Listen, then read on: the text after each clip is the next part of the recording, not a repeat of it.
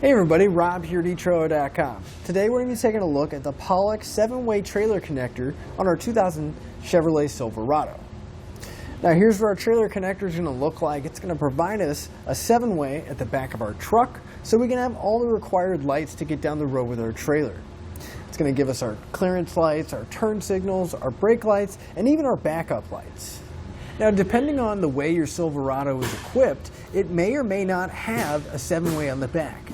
Now, it also may or may not have a tow package wiring that's in there. Typically, the trucks will have at least your lighting functions at the back.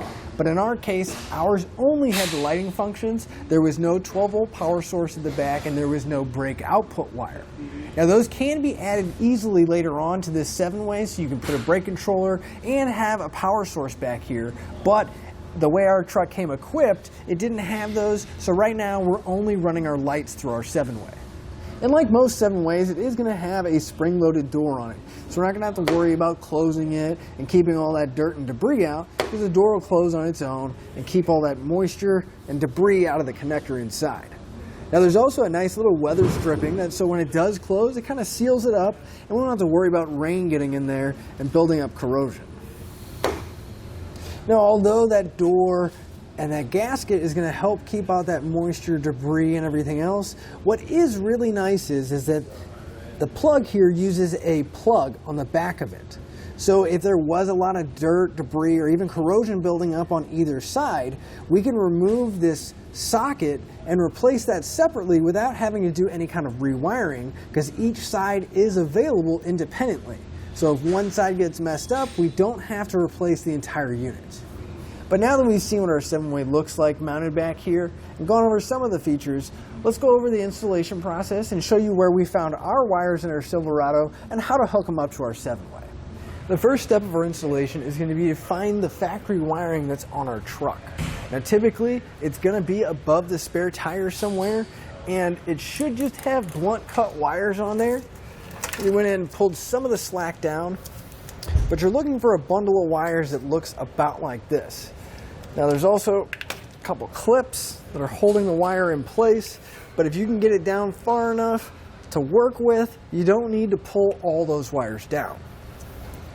I'm going to go ahead and take a pair of cutters, and I'm going to cut the ends of each one of these wires and cut off this little bit of heat shrink that's on there so we can have all individual wires to work with.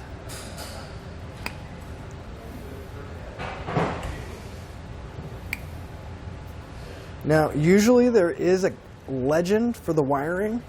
Sometimes it'll be taped on the loom, or might be here on the end telling you what each color wire's function is. However, with the truck being as old as it is, that sticker probably wore off, and even if it was there, it might not be visible. So I'll go ahead and go over the functions of each color wire of what they should be so we know how to hook up our 7-way. The dark green wire, that's going to be our right turn signal. The white wire is going to be our ground. The yellow wire is going to be our left turn and brake signal. Now the light green wire is going to be our backup signal. The brown wire is going to be our taillight signal. And then this blue wire finally is going to be for the center high mount stop lamp. So if you have a camper shell or anything like that, this wire can be used to wire in that third brake light, but we're not going to be using it in our application. Now that we have our wires separated, I'm going to go ahead and strip back the ends of them. But since we're not using this blue wire, I'm just going to leave it alone, and I'll cap it off or tape it off so we don't have that exposed wire in there. And we'll just strip back the ends of our wire.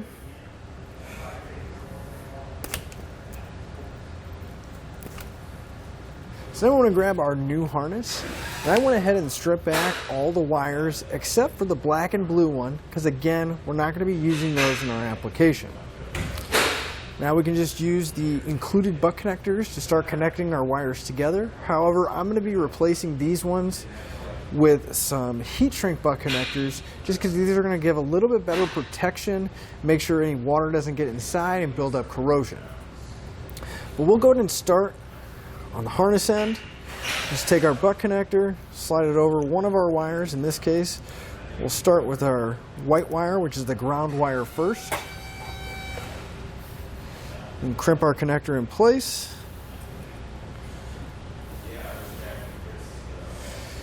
And then on the truck side, we'll take our other white wire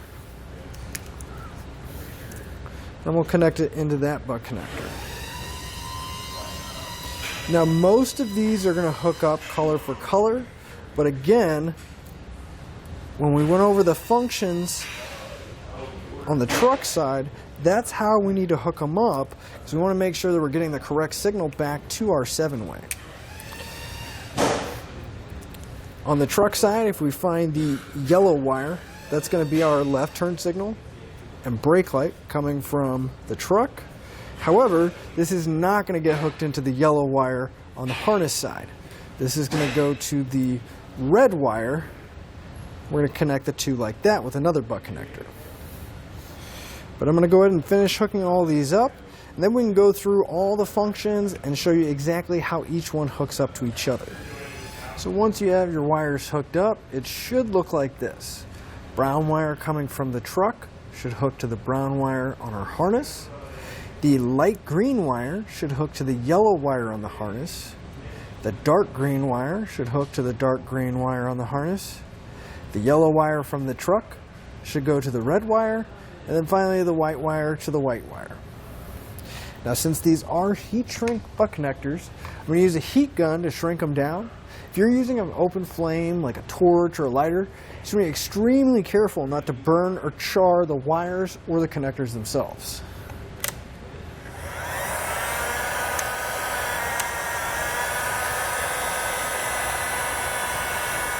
Now this step really isn't necessary, but I like to protect the wires with some electrical tape.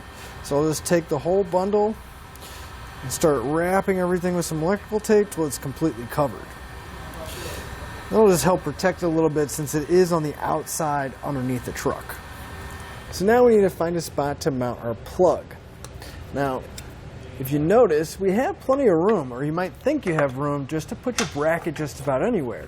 But we need to make sure that we have enough clearance out of the back of the bracket so that we can get the plug and socket plugged in. So right here really wouldn't be a good spot because we'd have the cross tube of our hitch right in the way. So you just really want to keep that in mind when you're positioning your bracket of where you want to put it, because you have to be able to plug everything in and give yourself enough slack to get it there. But we got a really solid piece of metal right here at the back of the bumper. So we just plug it in once we find a spot that'll clear everything and look the way we want it to. So I'm just going to take a little bit of time, find a nice flat spot we can connect our bracket to, and then I'll use the included self-tapping screws to screw it directly to the bumper. Just get one of them started. Once I have it loosely started, I can kind of play with the angle and the position of it.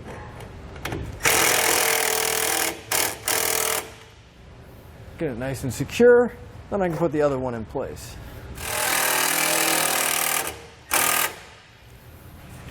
I'm going to route my wire so it's going over the hitch, and I'll take my plug, and I'm going to plug it into the socket before I mount it, just because it is rather close to the hitch here. Still have room to mount it, but as you can see, it'd be pretty snug trying to get that in there to get it to click in place. So I like to just get it mounted up first, and then we'll mount the plug to the bracket itself. I'm going to take one of the screws, make sure it goes through the plug and the bracket, and we'll take one of these lock nuts and secure it on the back side. I'm going to have a total of 4 of these, so just go around the outside edge of the plug. Let's secure everything down. Just get it loosely in place for now, so we don't have to worry about it moving around on us. I'm just going to take a flat blade screwdriver, and I'm going to hold the nut with my finger because it's actually a locking nut, so it shouldn't spin on you. Should be able to get it nice and snug. Tighten down the screw. If you are having a little bit of trouble, it's nut on the back starting to spin on you, you can either use a 3/8 or a 10mm socket to hold it snug. But again, they are locking nuts, so it should hold itself still.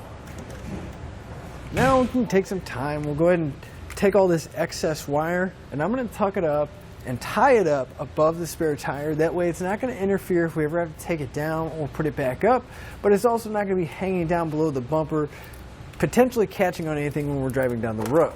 So I'm going to take some zip ties, kind of coil everything up, and tie it as high as I can above everything so it'll be out of the way. So above that spare tire cross member, we can tie it to either the cross member itself or all of this existing wiring that's already up there.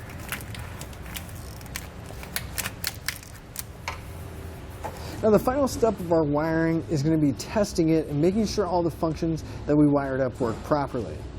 Now I'm using my tester. You can use your trailer. However, I recommend using some kind of tester. That way if there is a problem, you can isolate it to the truck rather than having to figure out if it's your truck or trailer. But I'm going to go ahead and run through the lights. That way I can verify that they're all working properly. So we can see that my clearance lights are working, as well as the left turn signal, the right turn signal, my brakes, and my backup lights. All we have left to do now is hook up to our trailer and hit the road. But that'll finish up your installation and your look at the Pollak 7-way trailer connector on our 2000 Chevrolet Silverado.